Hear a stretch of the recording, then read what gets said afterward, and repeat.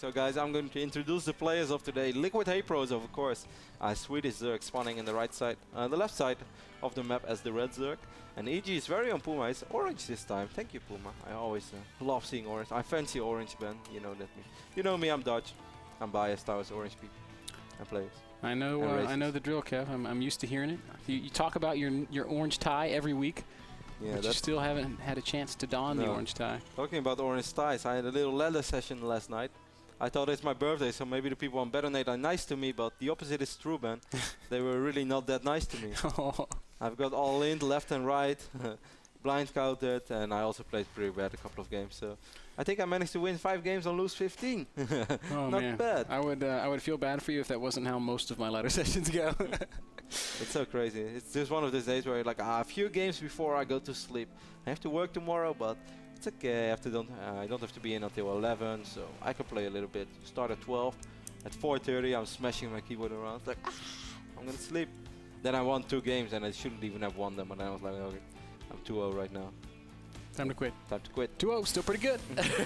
No, normally I would feel like that, man. Doesn't matter how many games you lose, as long as you win that final game, you're like, wow, that wasn't too bad. But no, yesterday, it was not a good day for ladder, huh? Yesterday was a poor day.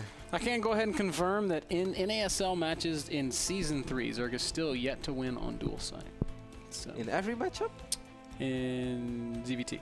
Yeah, because I was about to say. No, Zergs are doing well in ZVP on dual side. PuMa once more going for the no gas fast expand. We saw PuMa go for a benchy opening before. You know what I liked a lot about the GSL, by the way, when it was they have like these openings, like went refinery so many times in this map. I think that's cool, and I could actually do that myself since I have those stats. But now actually I didn't prepare them. I just thought about that on the spot. So in the future, guys, I'm gonna tell you, PuMa went 3 times, 5 times benchy opening. Rah, rah, rah, rah, rah. I think that would make me look really smart. What do you think? I think you always look really smart, Kev. I'm not too sure about that. I think last night I didn't look very smart. The people on ladder must have thought I was not a very smart player. It's deep. The pain is deep, as you can hear. You sound like me after I lost to Andre in the foot race. I was so angry for like a whole week after that. Andre's fast, man. Andre is fast, but I've seen someone who's a lot faster. I don't know, man. I think Andre runs like a majestic animal.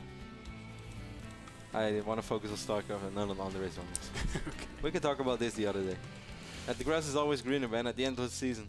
I'm just saying, he's fast. Like, he's deceptive. His little legs get going.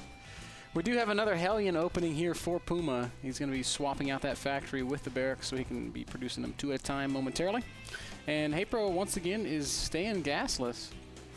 Maybe PuMa is thinking never change the winning team or a formula in this case, and that he's just going to follow it up once more with cloaked banshees. Since he did throw those refineries down pretty much at the exact same moment as he did on Antiga's shipyard. And I can't blame him because that worked out really, really well. Then again, I can hardly imagine that HayprO would play a similar style on dual side as he did on Antigua. The maps are just so extremely different. This third wave is so much more exposed for just Hellion run-bys that it would almost be suicide to play like he did on Antigua. Kev, I feel the exact same way, but he's doing to a T the same build.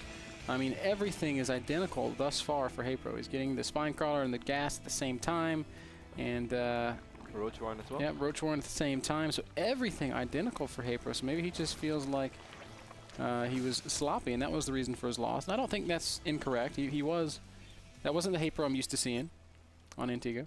No, he was indeed sloppy from time to time. Then again, Antigua is just a lot easier to play like this, also because the map is a lot better, but he is selling out that drone. He has a lot of money, but he ends up losing this one drone. That's of course the beauty for PuMa from dual side, like, oh, those Hellions lower my ramp pretty much in your natural. You know, that's how it goes. It's almost like Steps of War, man. A little bit. Certainly in the case of the Hellion, as they are so fast, crossing the map in 0 time. I was exaggerating. No, man. It's the exact same thing. Okay. HayprO really content on taking this expansion. Yeah, despite already seeing those 4 Hellions there, it's just crazy. He's going to produce 4 Roaches now. Once more, PuMa focusing that drone straight away. Smart play by PuMa. Small details, but very important. He's going to delay that hatch even longer. I noticed HayprO's money just skyrocketing, Kev. He's building 4 Overlords right now. He's still up around 1,000 minerals. Finally manages to get a hatchery down, and it's not anywhere. It's in his base. It's a macro hatch. It is a macro hatch. Now taking a look at PuMa's main base so far, he start adding those reactors on those barracks. What are you going to add on this factory? Well, actually, he's already building a starport, but the starport is this time connected to the reactor. So this is the style of PuMa that I actually thought we were going to see in Game 1, where he just opens a few Hellions and then goes for really quick Marines. And so far, single engineering by I believe, but he's going to have 60 Marines with Stim and Medevacs really early in this game, and it can be very hard for Zerg to deal with if you want to play that Roach infested. It'll be very, very difficult for HayprO to deal with because he has, once again, skipped those Banelings. He's just got Roaches out. And as we saw on Antigua, Stim Marines with Medevac support, they kind of own Roaches. I mean, like early game, Roaches, they trade pretty effectively with Marines, but once Marines hit a certain mass and once they get those upgrades, and especially when they have Medevacs healing them, Roaches not so hot against Marines. And you gotta love that new Terran style, man. They make about the same amount of Medevacs as they do with Marines. And that's very good. It's definitely good against Infestor playstyles, which is, I guess I've been kind of sounding like a broken record today. I think it's good against everything that does damage over time rather than kills units one by one. And obviously Roaches attacking in a concave attack many Marines at once, so the more Medevacs the better, and the harder it is for Roaches to actually finish off Marines. PuMa being really effective with these Hellions, just picking off whatever tumors he can and then getting out of there before HayprO's ever able to catch him. So many Marines being built at once. Hater's lair is still not done, so there's just not any real anti-infantry stuff in the army of HayprO. He's going to have to get a great engagement. He's going to need a big surround. Well, 4 Medevacs right now, Ben, with 18 Marines on the field. Combat shield is more than halfway done as well. PuMa's going to spot these Roaches here, which are very exposed. Stimpack being used right now. It's not a fight you can win, HayprO, and he is going to retreat, but he's going to retreat off of creep, losing more than just a handful of Roaches. I think 4 or 5 Roaches falling there. And look at the income tab. It's 51 SCVs against only 52 drones. So even if PuMa is just making trades right now, it's going to be very good for him, since his third base is also halfway done. We are going to have another big engagement here. Zerglings and Roaches attacking in tandem. They work well together, but once the Lings are gone, the Stim Marines doing not that bad. HayprO's microing pretty well, but still, it's just Marines with Stim under Medevacs. They're just good against everything, Kev. And that certainly includes the Roaches. You can see nice micro there by PuMa as well. Look at that, how he's pulling away all those Marines, which took a little bit of damage. HayprO ends up losing pretty much all of his Roaches. A couple of low HP Roaches. I mean, HayprO tried to micro well as well, but it's just hard. When your opponent has the faster units, he's in a position to micro and not to. You really need Banelings against this kind of an early attack, and it's showing so much right now. More Lings going to try to stream in, but they're marching in single file, and that's just not very good against these Marines. More Stims, more good control by PuMa, and HayprO, I think he's just dead, Kev. I'm afraid so, man. He's 51 drones right now against 59 SCVs for PuMa. His third orbital is more than halfway done. He barely lost any Marine. How many units did PuMa lose this game, man? 1,100 resources. Only lost 17 units throughout this entire game. Yeah, very, very few. And he's still microing well and trying to trade effectively against HayprO. Picking off another Queen. Only 4 Roaches remaining, and PuMa's just going to march right forward. He doesn't seem to care. He'll challenge that Spore Crawler and that Spine Crawler and whatever Roaches are left. It's 115 supply to 90, but man, the game is much less close than those supplies indicate. The last of HayprO's units melting away. Spine Crawler also going to die, and Spore Crawler's doing a pretty good job, man. Not too many of it. That's more than most of the other units managed to do. Did a great job, and well, HayprO may actually clean up this wave of the push, but I feel like it doesn't matter. PuMa's got such a huge advantage now. He's securing his third base. If HayprO can win right now, then that's awesome, but I just don't see it happening. He's getting 2-1 upgrades now as well. Wow, tanks are already out. Yeah, PuMa's in such a good position. Yeah, Siege is not ready yet, though. That's a pretty big deal against Roaches. Then again, HayprO does not know what we know. He doesn't have the vision that we have, and it would almost be suicide just to attack with a couple of Roaches. He's going to try to fall back and drone behind this. Maybe he's able to snipe off a couple of SCVs as long as Siege isn't ready, but he has to be careful for a really big group of Marines as well, because, I mean, this is 12 Roaches. Okay, that's decent, but if you suddenly run into 22 or 24 Stim Marines on the Medevacs, you're not going to be able to achieve all that much. I agree with you, Kev, and I don't... Actually, you're just going to end up losing all your units. Yeah. I tried to bring it nicely for all the Zerg fans out there. I hate to keep saying it, but you just have to have Banelings against this kind of a playstyle. It's funny how close it right now is on the supply tab, though. It's 123 against 126. PuMa's macros slacking perhaps maybe a little bit. Oh, we have a drop going on in the back of HayprO's base. Sorry, guys, did not see that. Spore Crawler does pick off the Medevac, and the Roaches will clean up the remainder, but I mean, the supplies being close, that's really more a factor of the Roach than anything else. It's 16 Roaches against 25 Marines, and that's basically all HayprO has. He's got a handful of Lings out. And PuMa just looks so secure everywhere. He's got the bunker in his natural, the bunker in his third base. He's got a big army. Tanks are out. Spire being morphed in now as well. And he's even upgrading to Hive, so HayprO really has faith that he can bring this into a very late game.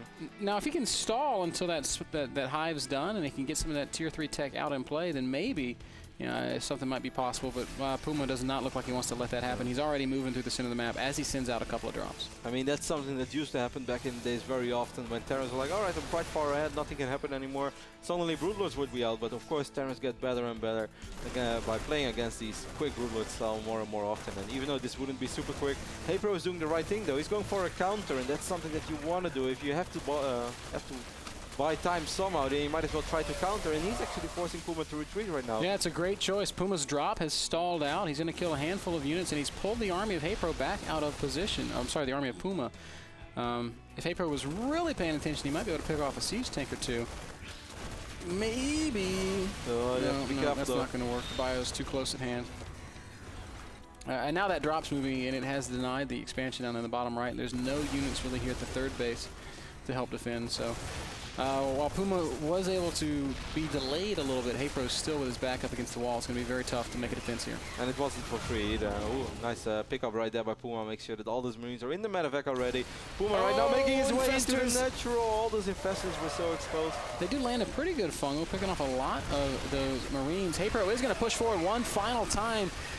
Drops a big fungal on a lot of medevacs, but the problem here is just it's the damage output of the Zerg army. It's not enough, and PuMa maxed out, or nearly maxed out. HayprO dipping down below 100 supply, forced it to GG, and PuMa, the safe bet indeed, Kev, carries it through 2-0 convincingly. Wow, PuMa just keeps on steamrolling through this group. He's 5-0 in best of threes right now, and he's 10-1 in maps, man. That's crazy. Unbelievable. He's so dominant. PuMa must really love the NASL. Yeah.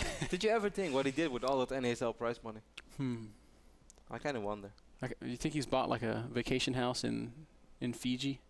In Fuji? I wonder. That's Maybe at the Bahamas? Yeah. PuMa at the Bahamas. That would be pretty cool. We cannot repeat those words. Oh, man. So very well played there by PuMa. He does continue his path of dominance. Unfortunate turn of events for HayprO, who it's going to be almost impossible for him to qualify for the playoffs at this point. He can still win some money, though, as it's $150 every time you pick up a W. Theoretically, it's still possible if he would go 5-4. There are definitely ways that he could still make it into the playoffs. But, I mean, he has an 0-4 start right now. He would be, I have to speak that, or I have to cheat that. He's 2-8 in maps right now, including today's loss. Yeah, that's just not very good, which is sad because he played really good in the first few weeks. Against Cloud, he played so well the first game of the season. Against Zinio, he played really quite well. Certainly that map on Shakuras, I remember, was a really cool game. But yeah, today against PuMa, just wasn't HayprO's day. We could talk long or short about it. But he played very sloppy in game one. He forgot a lot of stuff, forgot important upgrades, split his macro a little bit. And game two, I don't know. Yeah, but just stylistically, he didn't match up well with PuMa. That Roachling style. I have to agree. Yeah, against Stim Marines, medevacs, and a handful of tanks, it's just not going to cut it. So that series, that game was brought to you by AZO monitors. You can get your own discount on an AZO monitor at nasl.tv, 25% off, so go pick up one of those.